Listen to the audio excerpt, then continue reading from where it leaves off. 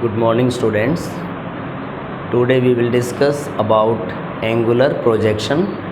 तो बच्चों पहले हमें डिस्कस करना है एंगुलर प्रोजेक्शन का रियल मीनिंग क्या होता है। हॉरिजेंटल प्रोजेक्शन में हमने क्या देखा था कि हॉरिजेंटल प्रोजेक्शन में particle that is projected at 0 degree means parallel to horizontal, x axis के पैरेलल हमने पार्टिकल को फेंका, मीन्स 0 डिग्री पे फेंका था। उस प्रोजेक्शन को हमने हॉरिजेंटल प्रोजेक्शन बोला। प्रोजेक्शन क्यों बोला? क्योंकि पार्टिकल हमारा एक्स की तरफ भी जा रहे हैं और वाई की तरफ भी जा रहे हैं, एक साथ एक्स और वाई को ट्रैवल कर रहा है और ये यात्रा उसकी under the influence of earth हो रही है, इसलिए इसको हमने क्या बोल दिया? प्रोजेक्टाइल बोल दिया। अब हम क्या करेंगे? अब हम पार्टिकल को एट सम एंगल, जैसे मैंने तीर छोड़ दिया, ऐसे नहीं छोड़ा, अब मैंने तीर को एक एंगल के साथ छोड़ दिया, तो इस केस में पार्टिकल एक्स और वाई दोनों को ट्रेवल कर रहे हैं and moving under the influence of earth. तो ये पार्टिकल क्या है? प्रोजेक्टाइल।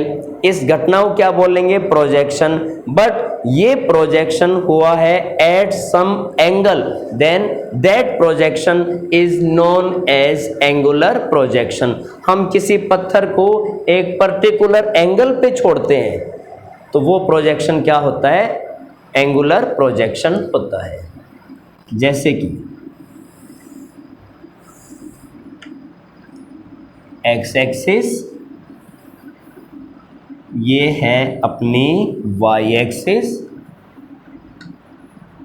और हमने पार्टिकल को एक एंगल के साथ छोड़ दिया at an angle theta by giving some initial velocity.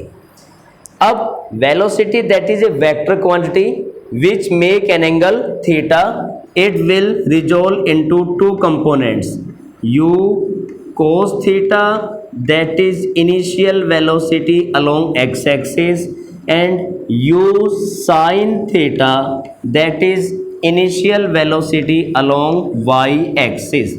तो यहाँ बच्चे हमने क्या देखा कि यहाँ y की तरफ भी इनिशियल वेलोसिटी है, जबकि हॉरिजेंटल प्रोजेक्शन में इनिशियल वेलोसिटी सिर्फ किधर थी? अलोंग एक्स एक्सिस थी।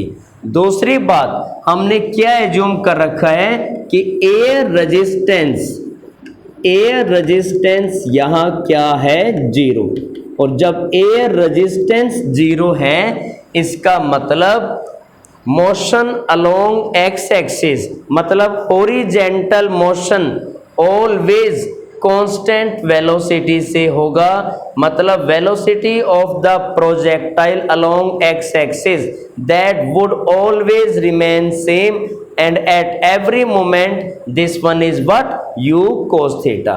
But along y axis gravity की वजह से वेलोसिटी कम होती जाएगी, क्योंकि पार्टिकल कहाँ जा रहा है? ऊपर जा रहा है। तो जो पार्टिकल ऊपर जाएगा, ग्रेविटी की वजह से, लगातार अर्थ के फोर्स की वजह से उसकी वेलोसिटी कम होती जाएगी।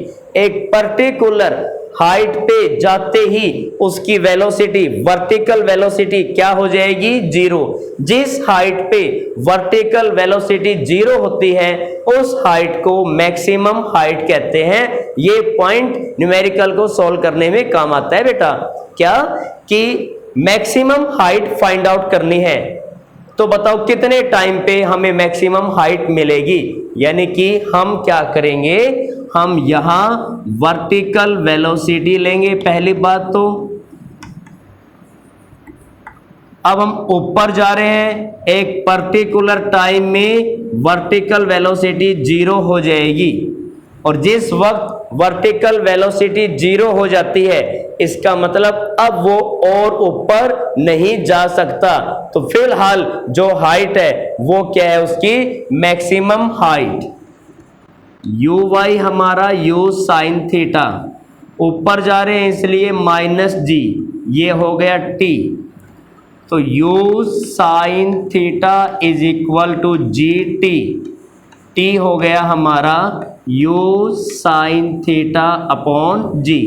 तो बच्चे इतने टाइम में given projectile will attain maximum height, इस टाइम में उसने मैक्सिमम हाइट को ट्रेवल कर लिया।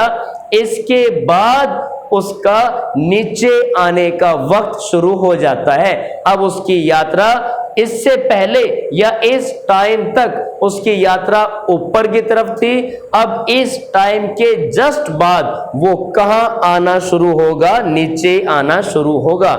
जब उसकी यात्रा ऊपर की तरफ जा रही है, उसकी यात्रा ऊपर की तरफ है, तो उसकी वेलोसिटी लगातार कम होती जा रही है। एक पर्टिकुलर हाइट पे वेलोसिटी क्या हो गई, 0। अब उसकी यात्रा कहां शुरू हो रही है, नीचे की तरफ। तो नीचे की तरफ उसकी यात्रा शुरू हुई, प्रोजेक्टाइल कहां आना शुरू हो रहा है, नीचे। तो वो किस वेलोसिटी से नीचे आना शुरू करता है, 0 वेलोसिटी से। और जो जो नीचे आएगा उसकी वेलोसिटी बढ़ती जाएगी, उसकी वेलोसिटी बढ़ती जाएगी। लो जी, तो ऊपर जा रहा है वेलोसिटी कम होती जाएगी, नीचे आएगा वेलोसिटी बढ़ती जाएगी। इसके बारे में हम फिर भी डिस्कस करेंगे बाद में। तो ये देखिएगा, यहां हमने क्या किया, यहां हमने पार्टिकल को प्रोजेक्ट किया है एट सम एंगल थीटा।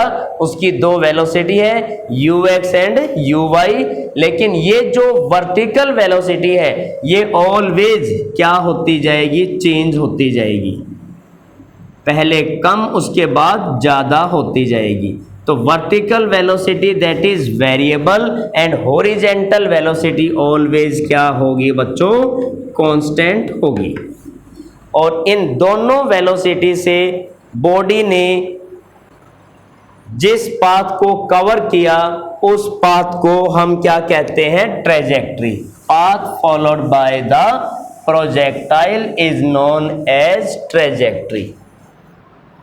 तो अब देखिएगा, ये पार्टिकल ऊपर जा रहे हैं, एक पर्टिकुलर हाइट पे जाने के बाद उसकी यात्रा नीचे शुरू हो जाएगी। अब वो देखिएगा इस पॉइंट पे वो कहाँ आएगा, नीचे। तो जस्ट डायरेक्ट नीचे तो नहीं आ पाएगा। क्यों नहीं आ पाएगा, क्योंकि इस पॉइंट पे उसके पास हॉरिजेंटल वेलोसिटी भी है। इस हॉरिजेंटल वेलोसिटी से तो आगे बढ़ता रहेगा, बट ग्रेविटी की वजह से वो नीचे आएगा। इस लिहाज से पार्टिकल इस पॉइंट पे पहुंचेगा दोनों साइड को ट्रेवल करता हुआ, x को भी ट्रेवल करता हुआ और y को भी ट्रेवल करता हुआ। हाँ, यदि इस पॉइंट पे उस पार्टिकल की हॉरिजेंटल वेलोसिटी ना होती तो वो पार्टिकल डायरेक्ट कहाँ आता, नीचे। बट हर एक पॉइंट पे उसके पास कौन सी वेलोसिटी है, हॉरिजेंटल, जो ऑलवेज क्या है, कांस्टेंट। तो इस पॉइंट पे पहुंचते ही उसकी वर्टिकल वेलोसिटी ने दम तोड़ दिया। तो अब उसके पास एक ही वेलोसिटी बची, हॉरिजेंटल। उससे उसने आगे की तरफ यात्रा को शुरू किया, बट ग्रेविटी की वजह से उसको नीचे भी आना पड़ रहा है। तो फिर ये कौन से पाथ को फॉलो करेगा, इस पाथ को फॉलो करेगा। तो सबसे पहले हमें ये पता लगाना है कि किस नेचर के पाथ को हमारे पार्टिकल ने फॉलो किया जब हमने इसको एक एंगल पे प्रोजेक्ट किया। तो हमें चाहिए यहाँ इक्वेशन ऑफ पाथ। तो इक्वेशन ऑफ पाथ को तैयार करने के लिए हमें डिस्कस करना होगा first of all equation of motion along x axis, then equation of motion along y axis. तो फिर motion along x axis, x that is x naught plus uxt plus half ax t square। x not हमारा 0 है जो हमने discuss कर रखा है पहले, प्लस ux क्या है, u cos theta into t plus this one is acceleration along x axis